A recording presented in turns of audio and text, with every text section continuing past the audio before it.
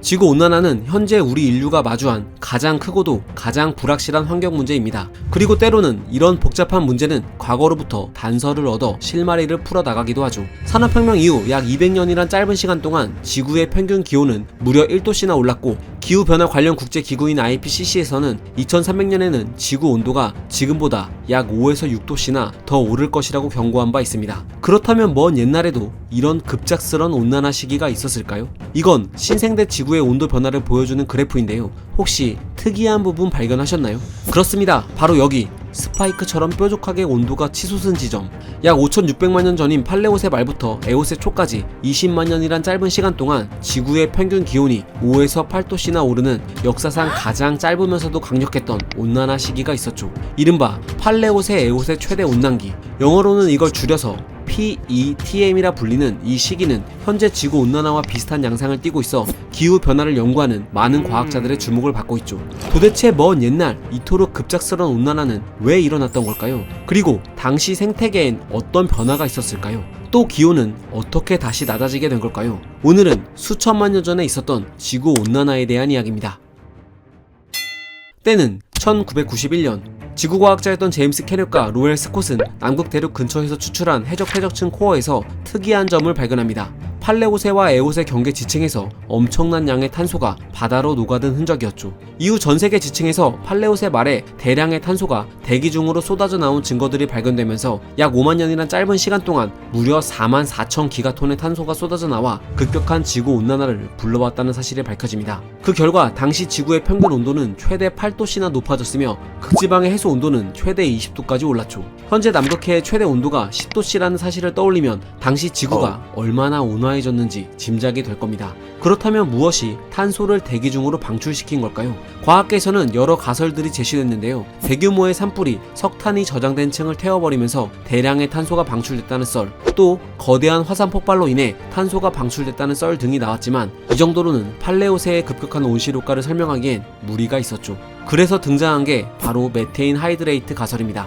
1995년 제럴드 디킨스는 당시 신생대에 막 접어들었던 지구는 지금보다는 온화한 기후였으며 때문에 극지의 얼음이 조금씩 녹으면서 여기에 갇혀있던 강력한 온실기체인 메테인이 방출되기 시작했고, 이것이 지구 온난화를 빠르고 강력하게 촉발시켰다고 주장했죠. 이 주장은 계속 가다듬어져 현재는 PETM을 설명하는 가장 설득력 있는 가설로 받아들여지고 있습니다. 물론 완벽한 정설로 자리매김한 건 아니라서 2005년 루카스 로렌스 박사는 네이처에 팔레오세 에오세 최대 온난기는 빙하기와 간빙기의 원인 중 하나인 지구의 세차 운동과 관련이 깊다고 주장했으며, 지난 2016년 모건 쉐럴 박사는 사이언스지를 통해 탄소가 풍부한 해성이 지구에 충돌한 결과 대기 중에 다량의 탄소가 공급되면서 온난화가 촉발됐다는 주장을 펼치기도 했죠. 어쨌든 한 가지 확실한 건 어떤 이유에서건 팔레오세 말 지구는 급격히 더워졌다는 사실입니다.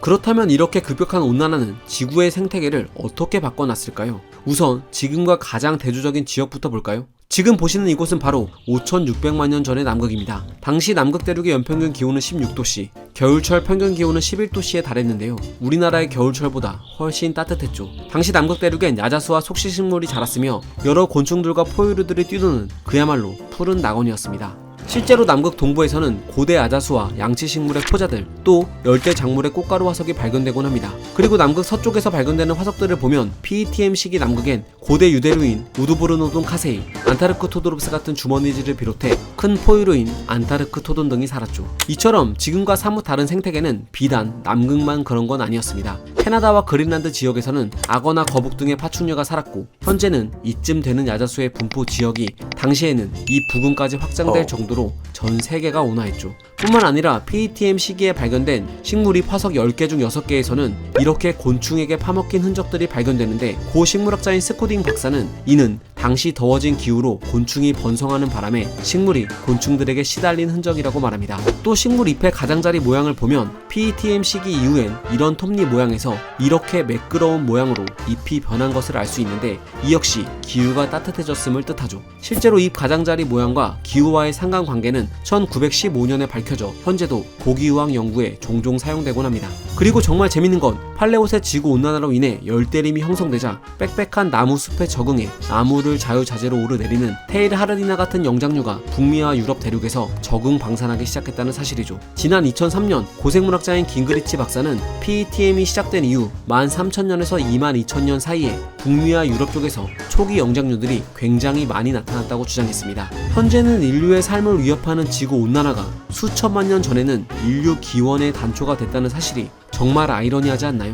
그러나 지구 전체가 푸른 낙원이었던 건 아니었습니다. 육지와 달리 바다는 생지옥을 맞이했죠. 적도 인근의 해수 온도는 36도씨까지 올라 먹이 사슬의 근간이 되는 해양 플랑크톤들이 큰 타격을 입었습니다. 또 대기로 흘러나온 대량의 이산화탄소가 바닷속으로 녹아들면서 해양이 산성화됐고, 이때 증가한 수소 이온이 탄산이온과 결합해 바닷속 탄산염 농도의 감소를 불러왔죠. 그 결과 탄산염으로 외부 껍데기를 만드는 유공충 같은 해양 생물들은 껍데기를 만들 재료가 부족해 35에서 50%가 멸종하기에 이릅니다. 여기 지층 코어 중 이 부분이 PETM 시기인데 아주 까맣게 보이죠. 보통의 해양 지층은 탄산칼슘 껍데기를 만든 유공충들이 화석화된 덕분에 이렇게 밝은 색을 띠지만 PETM 시기엔 수많은 유공충들이 사라지는 바람에 상대적으로 검은 지층이 형성됐던 거죠. 뿐만 아니라 탄산염으로 몸체를 구성해야만 하는 산호도 그 개체수가 급격히 줄어들게 되면서 해양 생태계는 전반적으로 큰 충격을 받았습니다. 그런데 이렇게 급격한 지구 온난화가 진행되던 와중에 지구는 어떻게 다시 이렇게 급속도로 냉각될 수 있었던 걸까요? 아쉽게도 이건 현재 미스테리입니다. 제대로 밝혀지고 증명된 게 없죠. 그래도 굳이 찾아보자면 여기 개구리밥 같이 생긴 게 지구를 온난화로부터 구했다는 주장이 있긴 합니다. 녀석의 이름은 아졸라로 개구리밥과 비슷하지만 실은 고사리와 가까운 수색 양치식물이죠. PETM 시기의 막바지인 5555만 년 전 북극해엔 투르가이 해협을 통해 바닷물이 유입되고 있었는데 대륙 이동으로 이렇게 투르가이 해협이 막히게 되자 마치 흑해처럼 북극해가 한동안 고립되는 사건이 벌어집니다. 이때 육지의 강물이 북극해로 유입되면서 북극해의 표층은 바닷물이 아니라 일시적인 담수층으로 변했고, 덕분에 민물에서만 번식 가능한 아졸라가 북극해의 표면을 뒤덮게 됩니다. 개구리밥이 북극해 전체를 뒤덮었다고 생각하면 정말 장관이지 않았을까요? 아무튼 북극해를 비롯해 지구 전역에 번식하기 시작한 아졸라는 당시 대기 중에 있던 이산화탄소를 흡수하고 죽은 뒤에 바닥에 가라앉아 탄소를 격리시켰죠. 덕분에 온실효과는 서서히 줄어들었고 지구는 다시금 기온을 회복하게 됐으며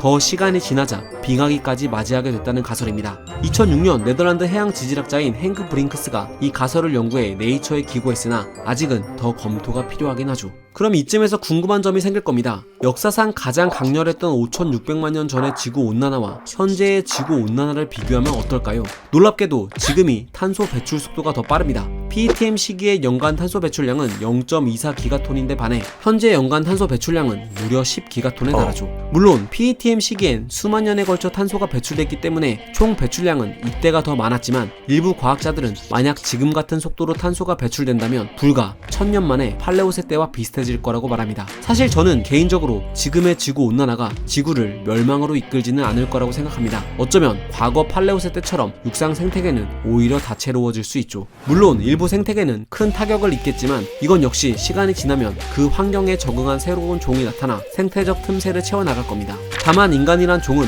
해수면 상승으로 인한 서식지 축소, 식량 부족 등으로 멸망의 길을 걷게 될 가능성이 높겠죠. 그래서 저는 우리가 지구온난화 문제를 바라보는 데 있어 지구를 구한다는 거창한 사명감보다는 우리 스스로를 위해서라는 보다 현실적인 시각도 필요하다고 생각합니다. 여러분의 생각은 어떠신가요? 과학은 세상을 보는 창. 지금까지 과학 드림이었습니다. 감사합니다.